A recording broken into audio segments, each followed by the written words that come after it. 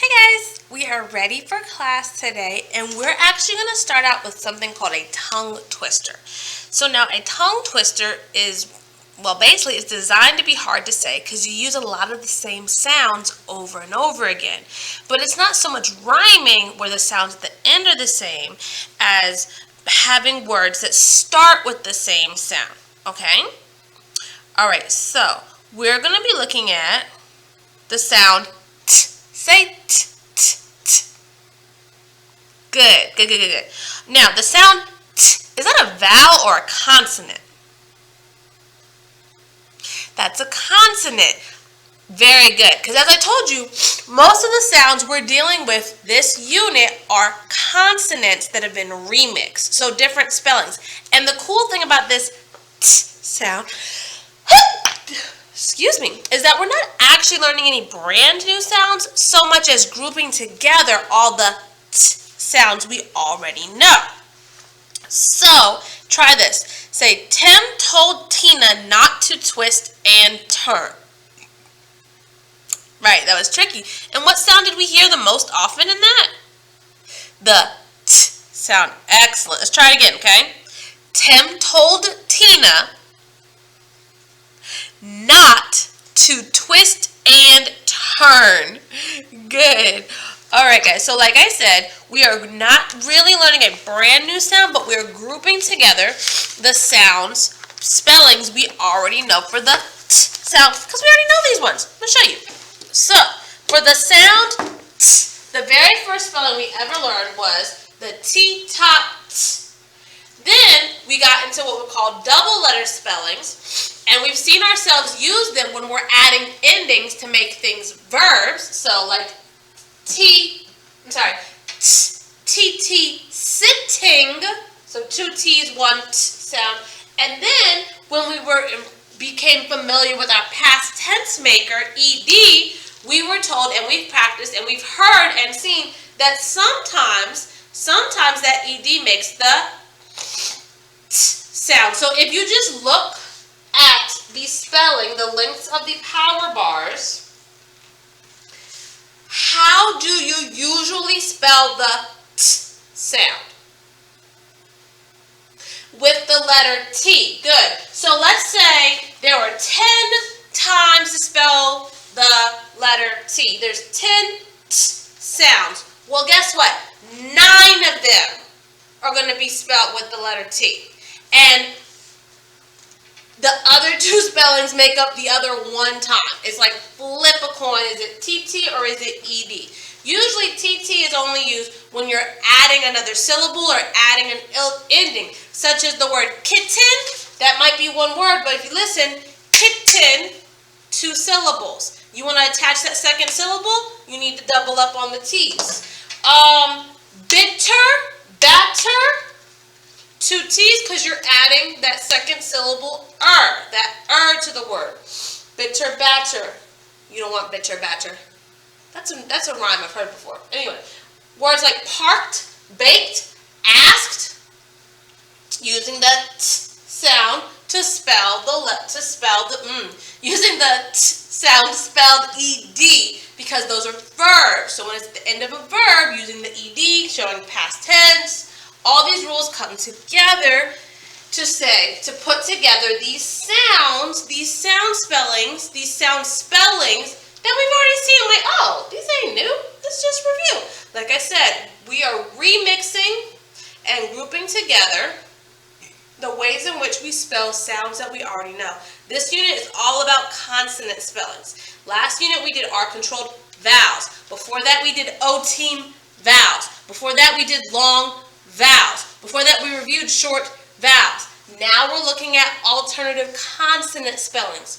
You know those 5 letters that get all the attention? Well, here's the other 21. It's time to look at the other 21. They do things too. Okay, so like I said, we're looking at the t sound spelled T, the t sound spelled TT, and the t sound spelled ED. So what we're actually going to do is the front of 11.2 together. So in your cat book, 11.2, we're going to sort the words by their spelling for the t sound. We're going to sort the words by their spelling for the t sound. Let's do orange, maybe orange? How vibrant is my orange? A good color orange? I don't think I can't see that. You might can, but I can't. So we're not going to do that. All right, how about blue? All right, the first word we have is time. Good. How do you spell the sound t in the word time? You spell it with the letter T, so T. So t spelled T. Remember those slashes mean you make the sound, and the little single quotation mark, little teeny ones, mean you say the letter name. So t spelled T. We will start with the word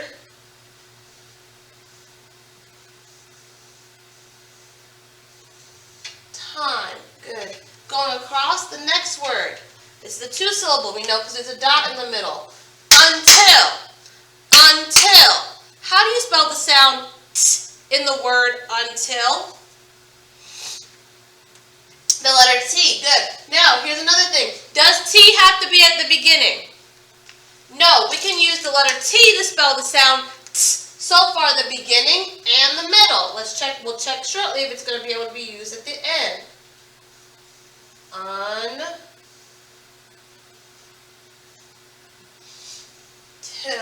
Okay. What's the next word? Sit. Good. How do you spell the sound t in the word sit? T. Excellent. Excellent.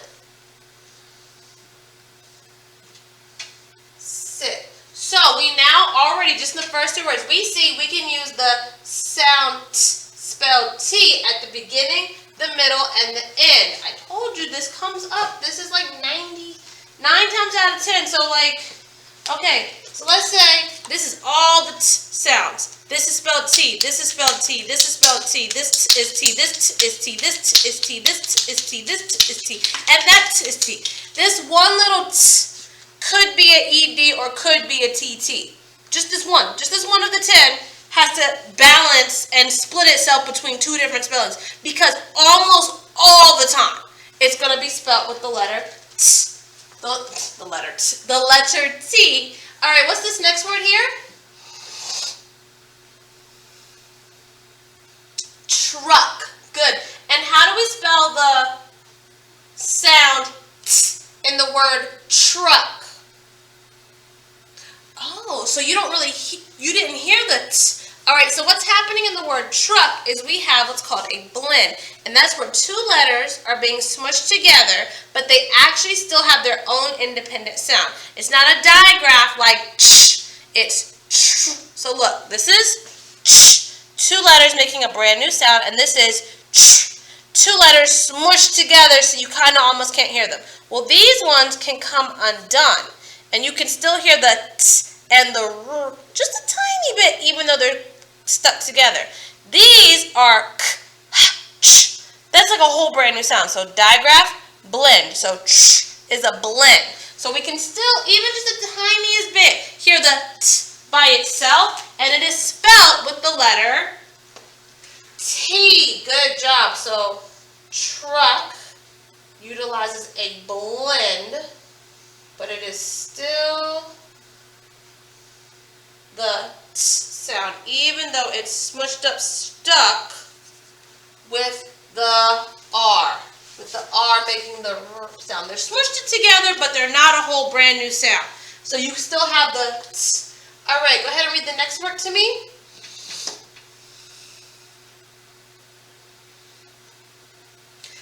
Cut. Good. Cut. And cut uses the letter T to spell the sound T. Cut. Cut. Excellent, excellent. Now the next word, what's the next word? Oh, I know, that's bacon. But it's got the ED on it.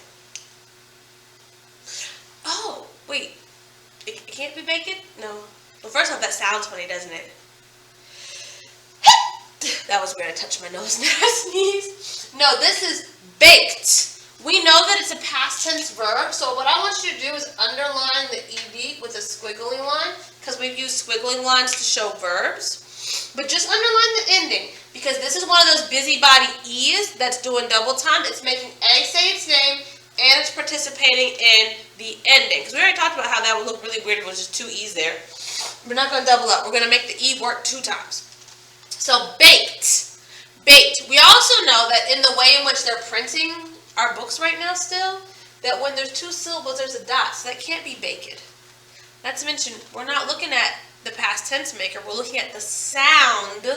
So this ed must make the t sound. So every word that's going to end up here is also going to be a squiggly line means it's a what? Wiggling means it's a verb. So this is baked. Baked. This is a set of verbs ending in the verbs that happen in the past. So verbs that happen in the past. These things are already over and done with. My next word is a 2-syllable word. I know because it's still printed with a dot, which our lovely curriculum maker people thought would be useful for us as we're still continuing to decode and encode these words. The word is, let's split it into 2 syllables. B-it-er. Bitter. Bitter. How many t sounds do you hear? Just one. But to add that ending, because the vowel sound is I, we had to double the T, meaning the t sound is spelled T-T in the word bitter.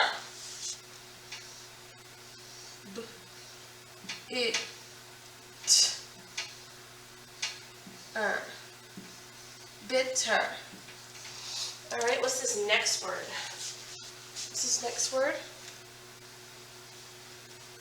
Okay, another 2-syllable. Okay. This is a 2-syllable with actually a root plus an ending. K-ut-ing. K-ut-ing.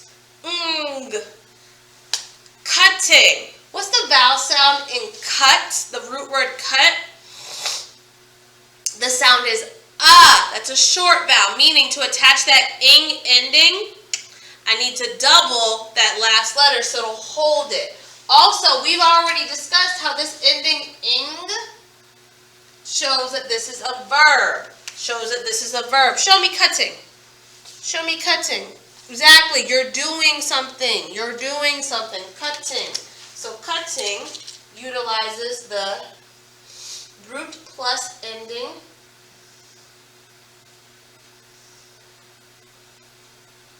So where do we often see, just so far, I don't know if we can call it often, but so far, where do we see the sound t spelled T-T? The beginning, the middle, or the end? Or a combination? The middle. Excellent. We're actually seeing it used to connect 2 syllables. We're seeing it used to create 2-syllable words if the first syllable ends in the sound T. Good job. All right, what's this next word here? Okay, yeah, ed. It's a verb that happened in the past. This word is parked.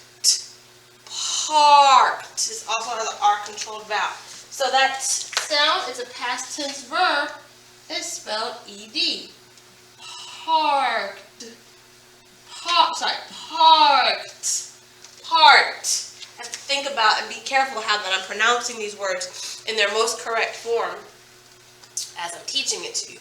Now, we know that ed is a past tense maker. We know we attach it to the end of verbs, meaning ed to make the t sound is only at the end of verbs. So only at the end of verbs is going to be the ed t. The next word is what?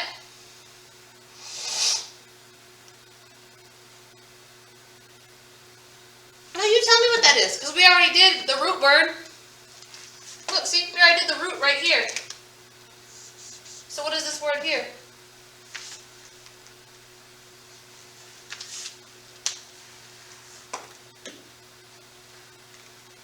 So it's a verb, you know, because I squiggled it, but it's sitting. Sitting. Again, that is not strong enough to attach the ending, so we double up that last letter. T becomes 2 T's to spell the t sound. It. Ing. Sitting. See, we went from sit to sitting so root plus ending. This case, it's a short vowel, so that means I need to double the last letter. Notice TT still in the middle because it is the end of a syllable. If the syllable ends in the t sound and the letter and the vowel sound immediately, like right before it, like this wouldn't work for a word like tenting. Like if tenting was a thing, like if you, that might be a thing. Because there's another consonant in there. So, all right, what's the next word?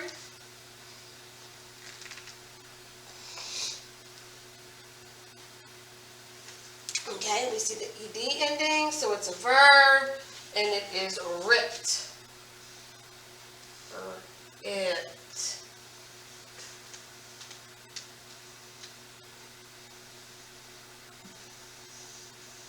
Ripped. You ripped your paper. Like you already did it. You're telling me after the fact that the paper got ripped. Ripped. And the last word is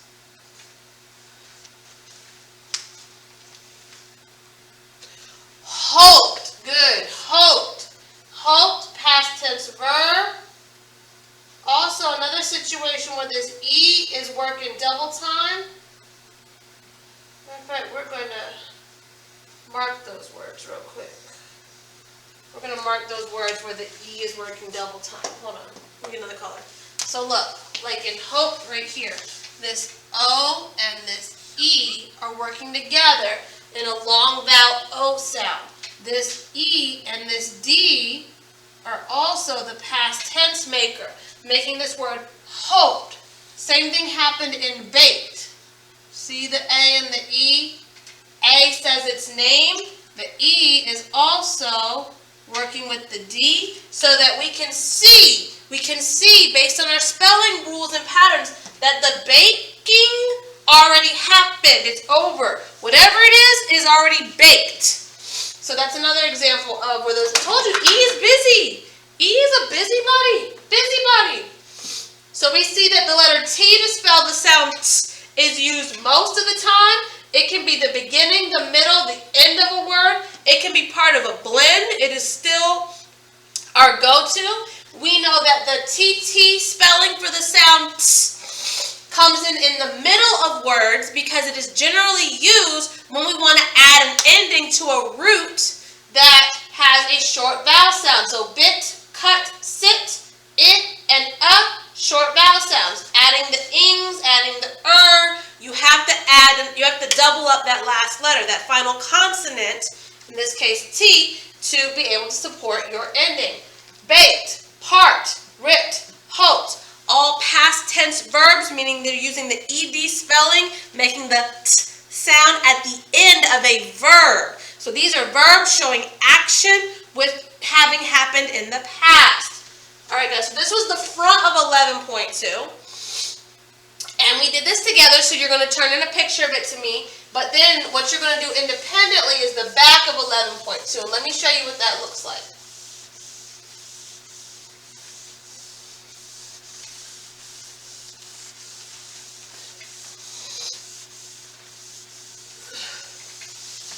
So yeah, we just did this together, and what you're going to do is the back independently, and that's root words plus the endings or s. So we've talked about it before, but when we add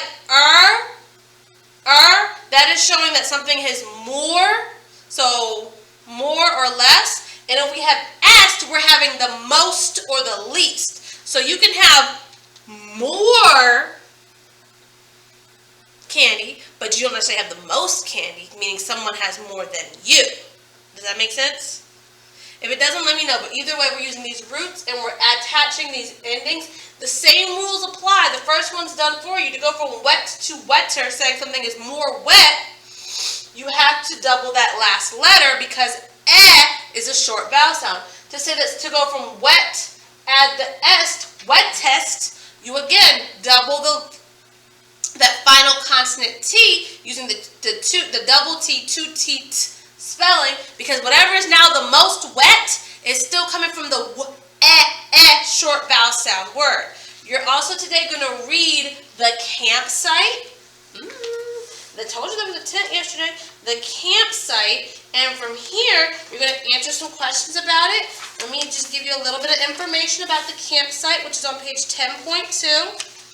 The campsite is on page 10.2. And, well, there will be a legend. There's going to be some crops, which are plants grown on farms. There's going to be a lanterns, which are similar to flashlights, sleeping bags. Something's going to be lugged, which means carrying heavy things. Another example of the lug being at the end of the word. Oh, that's a good one. Wait a minute, let me write that one down. I'll show you this. Look. So lug, G at the end, G is the root. The lugging already happened. It happened in the past. But short vowel, double the final consonant. Lugged. Lugged. So that's carrying something. That's a verb. You know that because now I put the ed. That means it happened in the past. Something's getting lugged. Something's getting lugged. Alright guys, but now I want you to read today to find out about Kate and everyone else's camping trip. Kate and everyone else's camping trip. But guys, that's all I have for you. If you have any questions, let me know, and I'll see you a little bit later on. Bye!